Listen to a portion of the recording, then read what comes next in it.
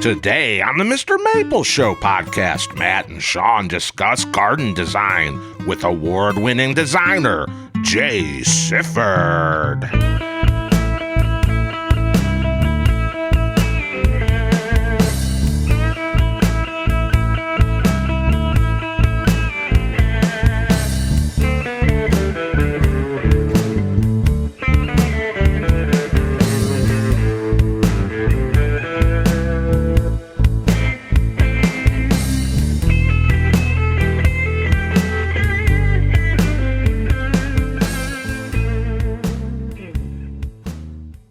Good morning, y'all, and welcome back to the MrMaple Show. We've got one of our most requested episodes again. We've had Jay Sifford on here before.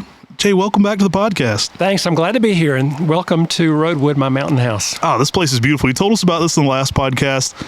Again, you were our most requested person, I think, to have back on here. A lot of people really enjoyed hearing about your landscape design, but also incorporating aspects of that. And I think it was one of the reasons you were probably one of our most requested repeats. You're the first person maybe you're the first person to agree to hang out with us twice. Maybe that's what it is. We'll have to give Steve Bender some heck for being the first one back here. It's an honor. It's an honor. And I think Steve's coming up, in July. So, oh, nice. Yeah. You'll have to tell him to come swing by. We're 2 hours and 30 minutes away, but he and I play off each other so well. I think, it's been suggested to me a few times that we do like a Gardening Should Be Fun world tour, me and him. I would love that. It would be like Abbott and Costello, Sonny and Cher before the divorce, however you want to look at it. You two would be hilarious. That I would pay to watch that. That would actually be good. You should host something with him continuously because that would just be pure comedy gold. Yeah. Well, we talked a little bit at your other garden. We talked a lot about this place, and gosh, it's amazing up here. Thank you for incorporating this into it. We're going to have a video a little bit about the gardens here, but tell us a little bit about where we're at. So we are in West Jefferson, which is in Ashe County, which is the northwesternmost county in North Carolina. It's the Christmas tree capital of the world. More trees are grown here for the Christmas tree industry than any place else. And so that was a perfect opportunity for me to kind of tell the story and continue the story of the land. And be able to collect all the really cool conifers that I've always loved and killed. In Charlotte, my rule of thumb is if I kill something 3 times, I give up. But, the first time or two, it could be wrong soil, wrong sunlight exposure or whatever. But 3 times, that's pretty much the death penalty for me. So, but up here, I grow so many things that won't grow down there. I would say probably 65% of the plants here wouldn't make it down there as far as the trees go. Oh, wow. Now, what elevation are you at here? I'm at 3,300 feet. Oh, wow. Okay. Good bit more than us in western North Carolina, even in Asheville and Hendersonville. Right. I was 6B. They changed me to 7A, and I'm really fighting it because I really want to stay at 6B. So we'll see what happens. See, those bug me because I feel like sometimes I need to change the scale now. Like, it won't bother me where they change the zones because, like, we're 6B there, too. But I feel bad for those people at, like, the cutoff. You know what I mean? Like, there's going to be some people trying to grow some tropicals in some of those zone 9s, and they ain't going to work. But, we do, they're going to work up to those zones. But some of those hotter plants, I think they're going to find they're a little more temperate. And those averages are going to be there still. You're still going to get cold. It's just not... the extremes are still the extremes. And it really, just speaks to the cold. It doesn't speak to the heat. And so one of the problems I had early on with conifers is that I'd look it up and it'd say, hardy in zone 8. Well, that's West Coast zone 8. That's not North Carolina zone 8. I bought a concolor fir one time. And I went home. I was so proud of myself. I Googled it before I bought it.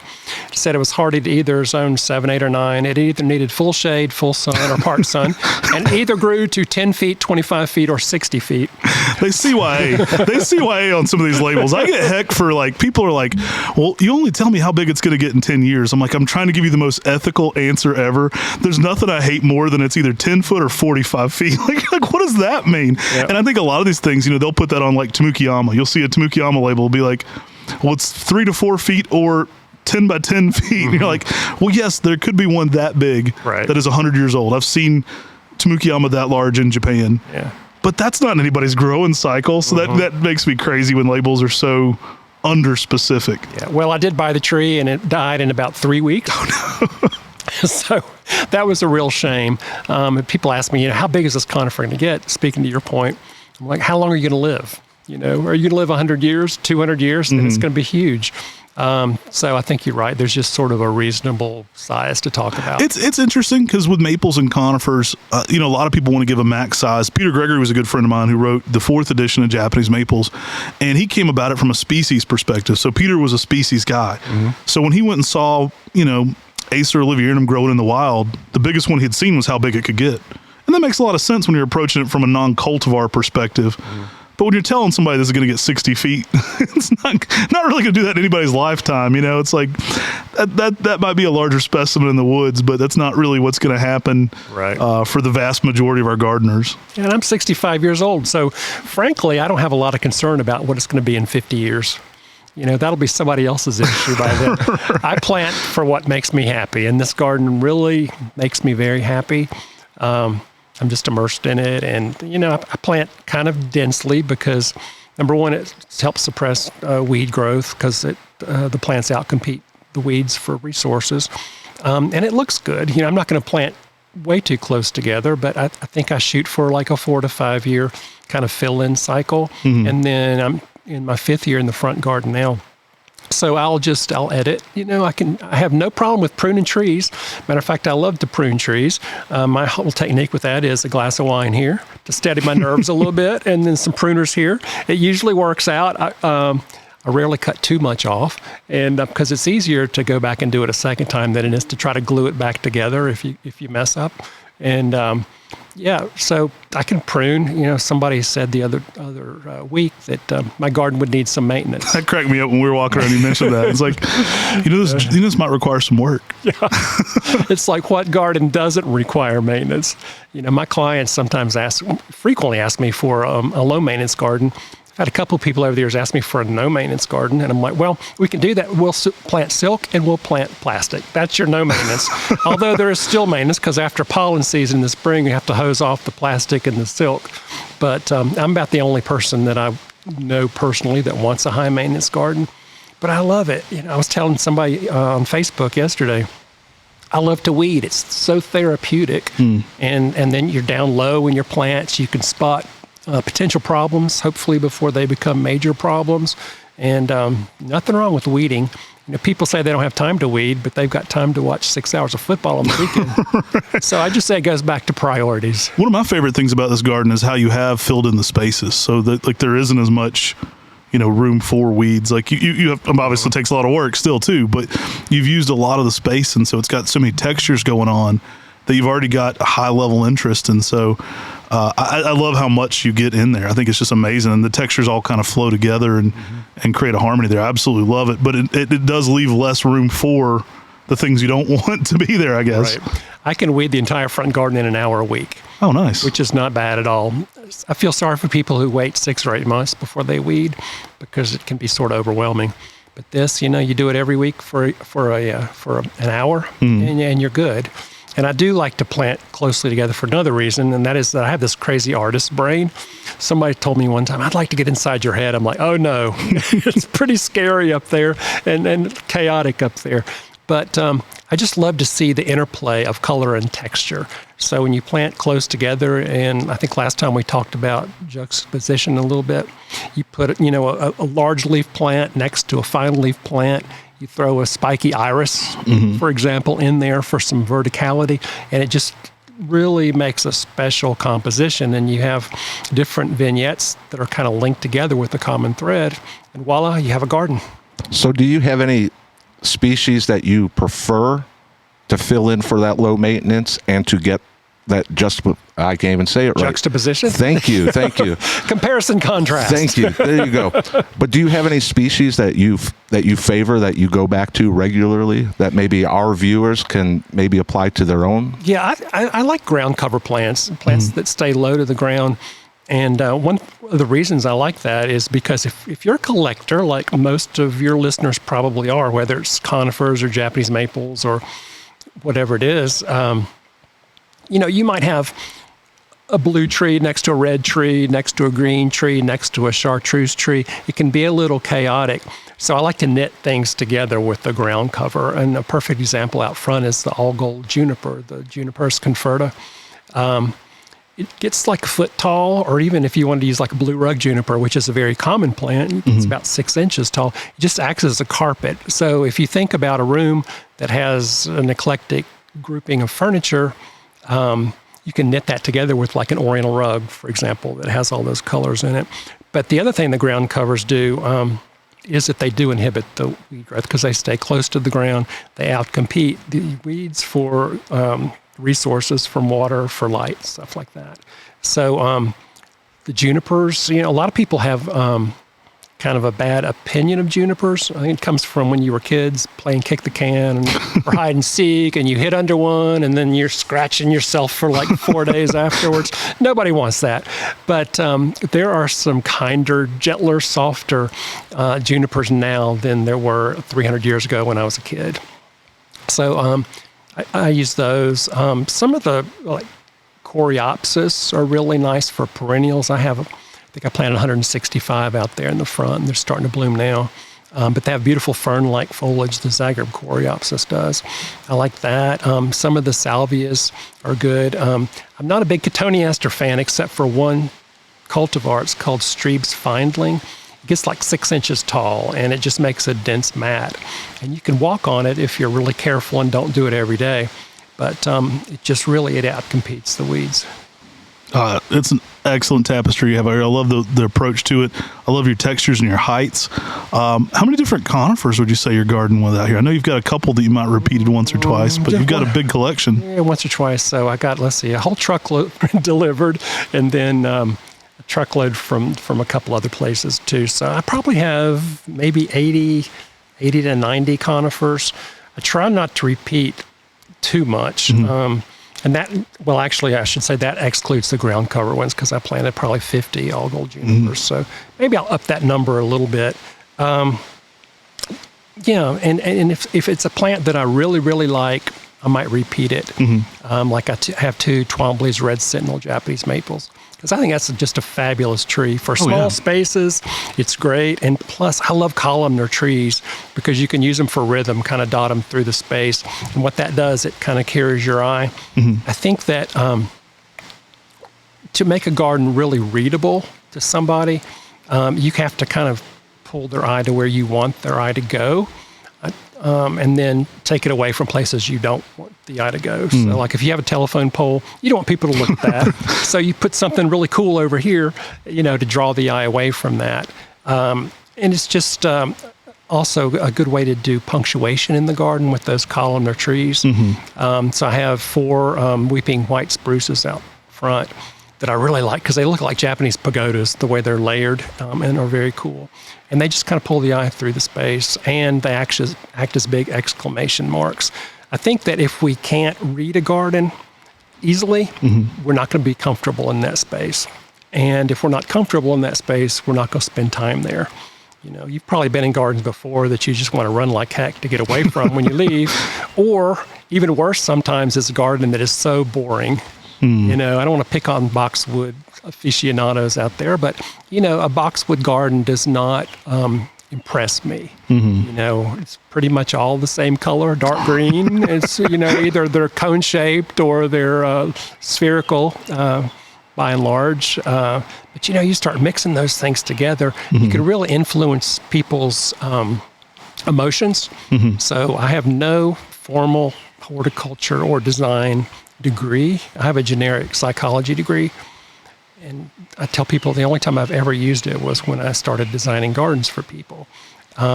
Because people need to feel comfortable in a space. That's why we garden.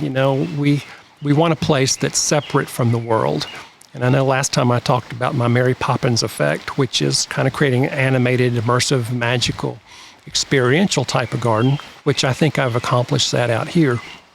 But it's really important today more than ever. We're finally through COVID for the most part. There are wars, there's political unrest, there's all kinds of stuff like we talked about earlier. And so I think gardens are more important than ever because they provide that service to us that really nothing else can. People need that serenity, that relaxation in their life. They need that, that peace of nature. Kids these days where they say touch grass. I'm always like, no, touch some dirt. Don't just touch the grass. You got to start digging around, right? Yeah. That's where the healing part comes in when you start doing stuff. Yeah, we used to eat dirt when I was a kid. And you know what? We didn't have all these diseases people have nowadays. I think people need to go back to eating some dirt. Maybe.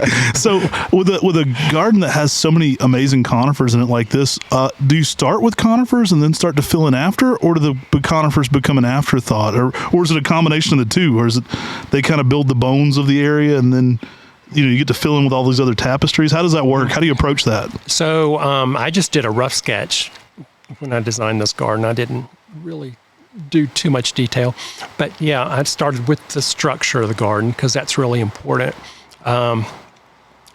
And then I kind of filled in. And of course, sometimes people give you a plant and it's like, okay, where am I going to put it?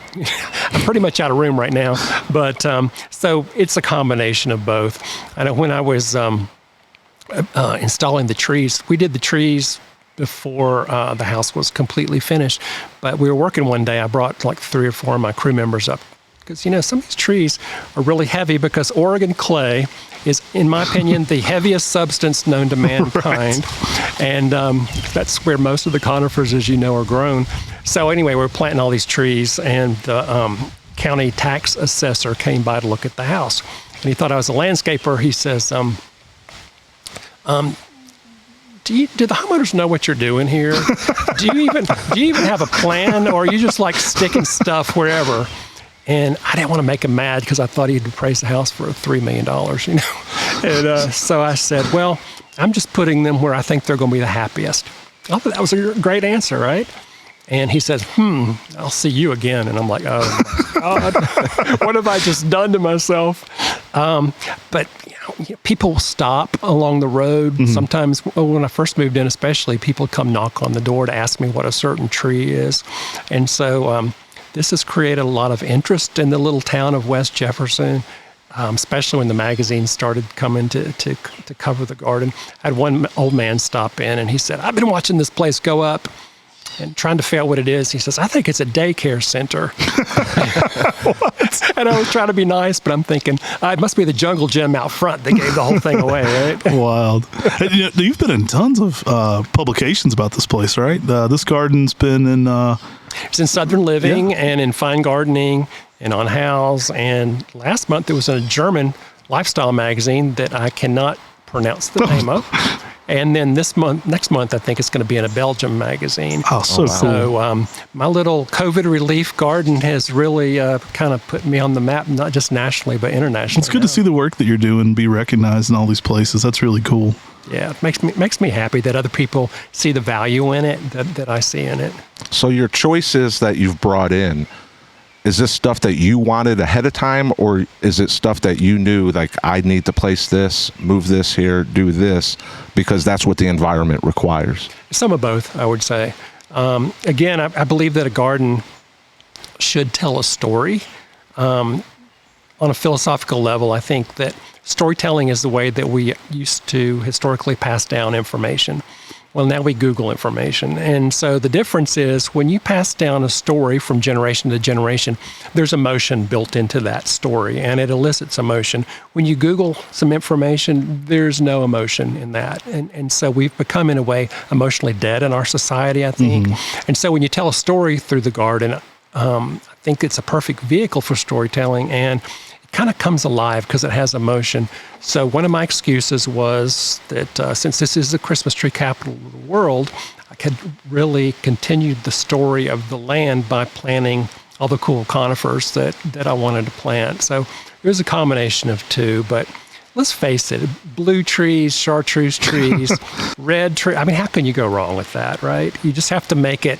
You have to use some green blobs in there someplace, because if not, it's like the Vegas Strip gone bad. But I don't know about you, but I have no desire to live on the Vegas Strip. So you have to calm it down a little bit. And the other thing I've done that accomplishes that is that I use a lot of blue and purple in the garden, because blue and purple really calm down reds and oranges and some of the brighter yellows and that sort of thing. So you'll see probably more blue and purple plants out there than you've seen anywhere in a while. Except for maybe at Buckholtz lined up, right? And then I've got the spheres out there, the glass spears rather, in blue and purple. It just really calms everything down. And it's sort of the color that knits the entire garden together. Long answer to your short question. Well, this is more of a statement, but I love your entranceway. How important do you think the entranceways are to kind of like formally getting into a garden? Like, you have a very distinctive presence when you come into this garden. You know when you're in it. Mm-hmm. So there are basically two entrances, primary entrances to this garden. First one is up by the road. And I did use some weeping and contorted trees up there. I have a weeping European a purple fountain beech, and then a blue cascade, blue atlas cedar, and some others too. But I think that if you didn't know who lived here or who I was, you would say, wow, that's somebody who loves weird trees. Yeah, I always tell people that I love trees that raise arthritis to an art form. So if it's weeping or contorted or prostrate, I'm going to probably love that tree. So that kind of makes a statement and begins to tell the story. It's like the preface to a novel. Up at the front with the stone walls that kind of lead into the space. And then you round the corner, and I came up with this the other day. I frankly love it. I call it my Victoria's Secret effect. We talked about the Mary Poppins effect last time. So we're moving from Mary to Victoria. we've got both spectrums here. I've got to hear more about this. But I think, and I said that on Facebook the other day, and somebody said, well, Mary was hot. I'm like, well, maybe so. But there's a big stand of native rhododendron maximums up there that I obviously left because it would have been a sin to cut them down. But they shield the garden from view. And so when you come down the driveway and around it, all of a sudden you see the garden all at once. So it's kind of hidden, just like layers of lingerie. It's a little tease. As you walk down, and then you see it. And usually it's like one of those wow moments when people come to visit. And then walking from the driveway down the pathway to the breezeway, which is where my front door technically is in this unusual dog trot house that I have. I've got a big custom fabricated aluminum, basically a door frame or a portal as we call them. And I affectionately call it my airport metal detector because you kind of want to go zzz, when you're walking through. But I wanted people to know that they're entering into a place unlike anywhere they've probably ever been. And it's a very contemporary space and minimalistic in a way. And I'll talk about that in a second. But when you walk through that, you realize you are in a different place. And it also frames a little island that I have at the end, at the termination point of that pathway. It's got some the blown glass spears on it. It's got a prostrate blue spruce and some heucheras for some really nice color. And the reason I have so many prostrate blue spruces, we both know Ralph Coffey. Oh, yeah. And so Ralph, he's a friend of mine in Nashville, and he had this beautiful prostrate blue spruce. And I killed 4 of them in Charlotte. And so he would just needle and rib me incessantly about not being able to grow one. And so I bought 4 just to kind of get back at him a little bit. But I think that that portal is pretty minimalistic in design. And I consider my garden minimalistic, which maybe most people would not. But what I mean by that is there are not 300 different kinds of plants. The palette is somewhat limited, but I believe in using mass plantings. Like I said, I have 165 Zygobe coreopsis, I think about 85 Caradonna salvia, a whole bunch of the all-gold junipers we mentioned before. So when you have a big mass of 165 coreopsis, you mentally process that as one unit, one entity, not 165 little units. So a garden can be full and voluptuous, getting back to Victoria, without being too chaotic, And then I think there's a difference between sparse and minimalist. Sparse is you have one tree and then you have 3 feet of mulch and then you have another tree. I don't like that look. It's just, to me, your eye doesn't flow. It gives you that staccato effect, like da-da-da-dum. And but when you plant fully, even with just a limited palette of plants, the garden becomes a symphony. I think a garden should be like a musical score, and it should ebb and flow. It should have a chorus. It should have rhythm. All this kind of stuff. But the lining up the boxwoods, the da da da da, that's not a good flow, and you won't feel nearly as comfortable in that space as you will if you're in a space that feels like cold. A symphony. Yeah. Well, we talk a lot, when we've done videos about landscaping, is that movement and that flow, and that entrance you have there really does. It lets the person coming in know I'm entering, and then each step further, their eye and they're brought through it. They don't even realize as you're walking through that it's every new look that you turn and look is drawing you to that next step. And it's a really, and hey, I mean, this is the first time we've done a podcast outdoors. We got the river flowing behind us, and it's nice. It's relaxing here. It's interesting because, you could very much describe this place as minimalist and modern. And then there's also aspects that are, I would say, more complicated, like the musical symphony, and traditional. Like, it feels very relaxing and very warm, and it's very interesting. It's an interesting dichotomy of different feels, and it all comes together really nicely. One thing I thought is really interesting here, and I think our customers might find interesting, is your different levels of elevation, and maybe just speak a little bit to some of your inspiration for gardening with banks and elevation changes. I think that's something you do masterfully that I think a lot of people struggle to pull that off. I love slopes because to me a slope is kind of like a canvas on an artist's easel. So it gives you the opportunity to create a colorful and textural tapestry as opposed to a flat space. In a flat space, you might need to get your drone out to actually appreciate it. If it's sloped, you can make something really special that people can see, every day. So there's probably about a 90-foot change between the front garden and the back garden. Back garden is mostly shade. The front garden is pretty much full sun. So I have the best of both worlds. This is the first full sun garden I've ever had personally, and I've really enjoyed it, even when I'm weeding and it's hot. But the way that the front garden is designed, it is my septic drain field, and I'll venture to say it's the best looking septic drain field you've probably ever seen. So I had to be really careful about root depths and all that, and know where my pipes were. But having said that, it's sort of a bowl shaped because we had to build a berm up near the road.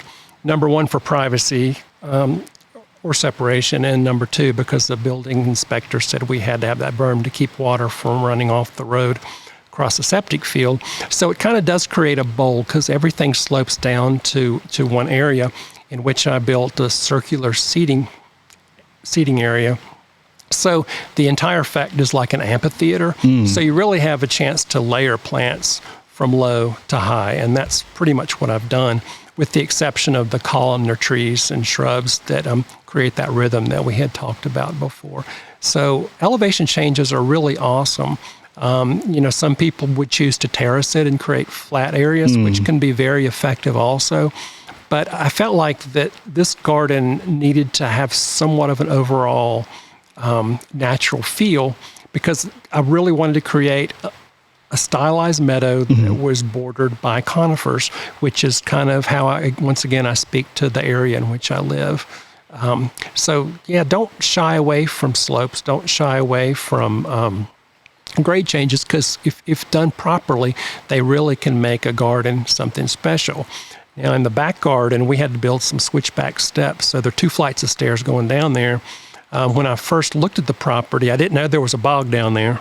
I have two bogs, and so I was rappelling in February off of some rhododendrons and fell right in the bog and sunk 18 inches in February. Oh my gosh. So it was a rude awakening. But who has 2 natural bogs on the property? This property was for sale for 3 years before I bought it, and I just think most people didn't know what to do with bogs. But for plant people like us, it can be really fascinating. I have learned about a completely different palette of plants, and I've made some mistakes, as we all do. Somebody told me once, back when I used to grow orchids, the only thing that was different for me as compared to a professional orchid grower is I hadn't killed enough plants yet. And I I would say I love to kill plants. I kind of do, I kind of don't. But when I kill something, I learn something from it. And I'm not the kind of person that's going to baby something along for 5 years, unless it's one of a kind and I could never get it again. If something starts to decline, it's a perfect opportunity to pull it out and go to MrMaple and buy something better and cooler and plant it in that same spot. I so appreciate your willingness, because a lot of these areas are so intimidating for the home gardener. And, you know, like banks, like people look at that and they go, what am I going to do? And I appreciate this. I think it's so interesting and helpful. And I mean, you've mastered it, so it helps to see what you've done and then apply those principles. So I really appreciate that, because it's this place is amazing. I really enjoy here. When we were doing the other podcast, we talked a lot about here, but actually getting to be here and see it is a whole nother thing. And it really is as nice as you described it. So thank you. One of the things about a slope too, ornamental grasses will be your friend, because most of those, not all, but most, or at least a lot of them, have rhizomatous root systems that can really secure against erosion. I've got a beautiful grass out there on the berm called blue dune lime grass. Now, it's not for the lazy gardener, because it can spread when it's happy. But you know what? I don't mind pulling something out every now and then. But it really holds that the soil on that berm that was created, and it's a beautiful powder blue, or as we say here, Carolina blue color that just really works well by repeating the color of the blue spruces and things like that. Oh, that's exquisite out here. I love it. I really appreciate your willingness to kind of just explain some of the aspects behind what you're doing, because it can be intimidating, especially for a lot of our collectors, because let's face it, a lot of our guys are plant lovers, but they get, you know, big collections, and then they have to figure out how to incorporate these collections in here. And this place, like you said it best, it's minimalist, but it's very complicated. So it's like a symphony. And so I love the aspect of what you're doing here with the maples. How many maples do you have in this garden? I know it's quite Japanese maple. Yeah, maybe 25. In my old garden in Charlotte, I had probably 50 or 60. Oh, wow. But what I've learned up here is that, especially living in this valley, we have 70-mile-an-hour winds running through this valley that's a wind tunnel. In the winter, not so much in the summer, but some of the maples really burn. And then, like this year, we had a really warm March and a really cool April. So some of those got set back. They always recover, but I think that happens 3 and 4 years in a row. It can kind of weaken the plant. So I'm having to move some of those maples to other locations that are just a little bit more sheltered for that reason. They just get desiccated sometimes. So looking around, and the way you've designed it really makes the house itself, the architecture of the house, pop itself. What are your thoughts? How important is it to design and develop around the architecture, not just to build a bed or build a pathway and build a garden? How important is the architecture of the building you're building around itself? To me, it's extremely important. And I think that a lot of, I don't consider myself a landscaper, more of a garden designer is what I do, but a lot of landscapers really don't ever think about that. And it's totally a missed opportunity. When I design a garden, I like to go in the person's house, and I want to see their art collection. I want to see their furniture. I want to take note of their favorite colors and all that kind of stuff. And then I will look at the exterior of the house. If it is red brick, I might use some, in our area, Loropetalum with a burgundy leaf to pull that out, and then contrast that with like a blue spruce, because burgundy, it is a red, but there's a lot of blue in it, and so the blue spruce works really well with it. If they have, tan siding on the house, maybe I'll use a 9-bark shrub with really dark, kind of brown to orange foliage, again, to pull that color out, but to add some drama at the same time. You don't want to put a tan shrub in front of a tan house. That's going to look really, really bad. If they have white columns on the front porch, I'm going to plant some variegated iris and sada, because the leaf has a white to kind of cream color center vein running through it. And I love to plant irises, not for the flowers, because you get a whopping week and a half out of them. But the shape is really nice. And if you think about it, it's a very happy shape, because when people are happy, they throw their hands up, right? Like, if I know you're a Panthers fan, I can see you out there like I don't get to throw my hands up much anymore. These days it's like sitting like this a little bit more. It ebbs and flows. But if you think about it, this is exactly the shape of an iris.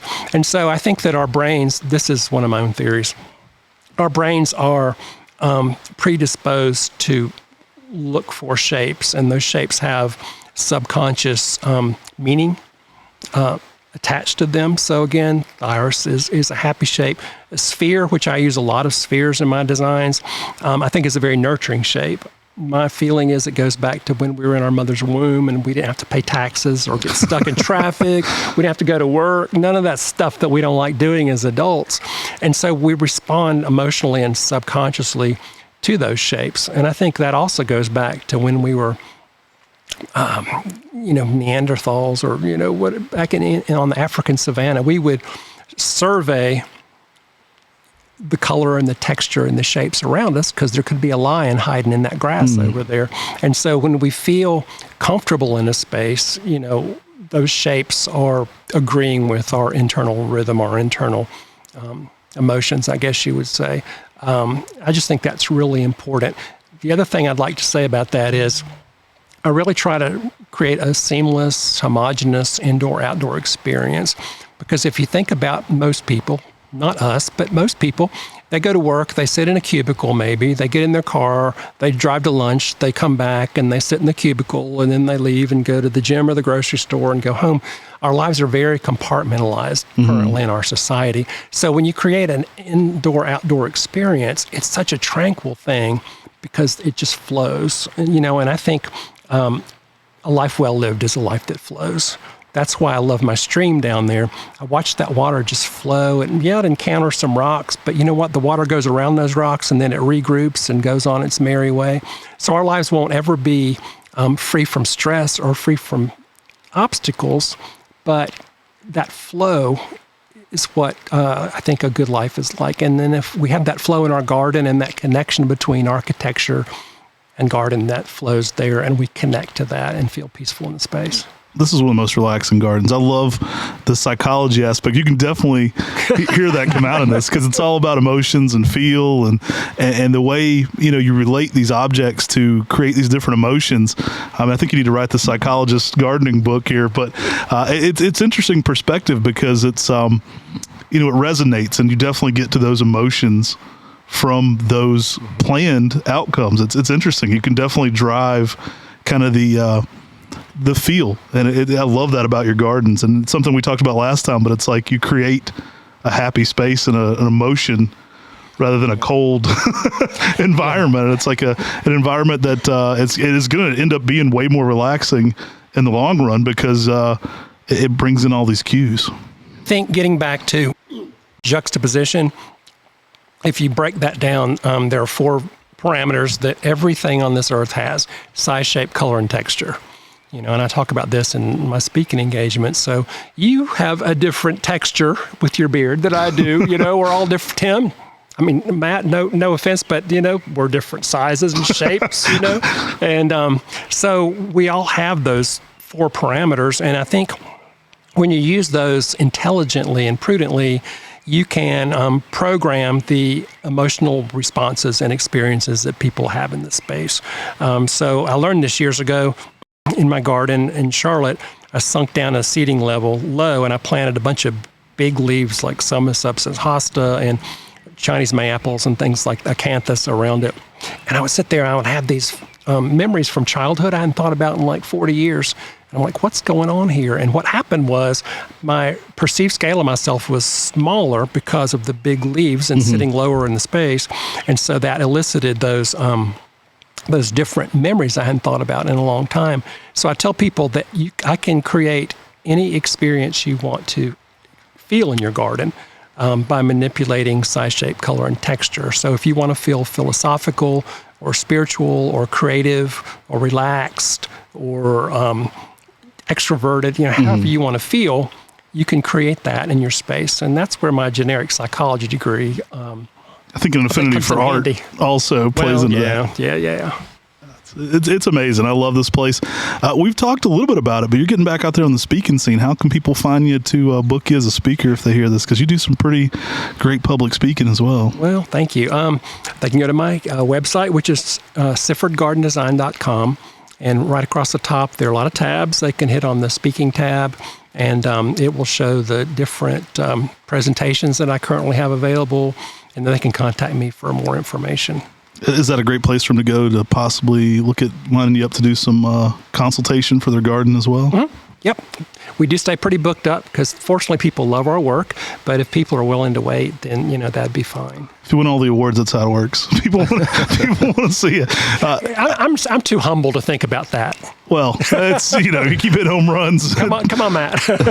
I know you're traveling soon. Tell us a little bit about your upcoming trip. That's kind of interesting.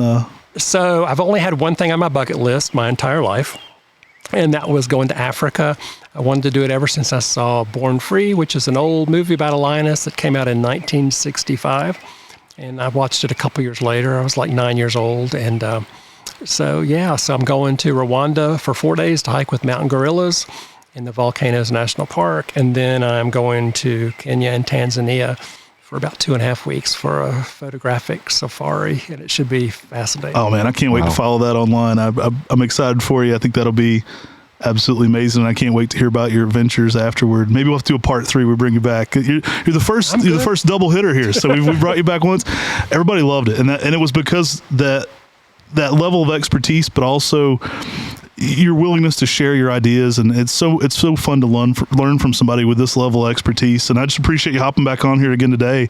Always fun. That's why we do this podcast, is one, catching up with friends, but kind of recording the fun plant conversations we would have anyway, and then sharing them with everybody else. So I really appreciate you just kind of hopping on here and riffing with us today. Yeah, thanks for coming up. It's been great. All right, y'all, make sure to subscribe to the MrMaple Show on YouTube and any of your favorite podcast platforms. We appreciate you tuning in here today. Definitely go follow Jay on any of his stuff. You can find him on. Get him to be Instagrams. Yeah. He's got a really great Instagram with some good content on there, and book him for your garden engagements. This guy's a great dynamic public speaker, so we appreciate him hopping in here today. Take care. God bless. And have a great day. Thank you.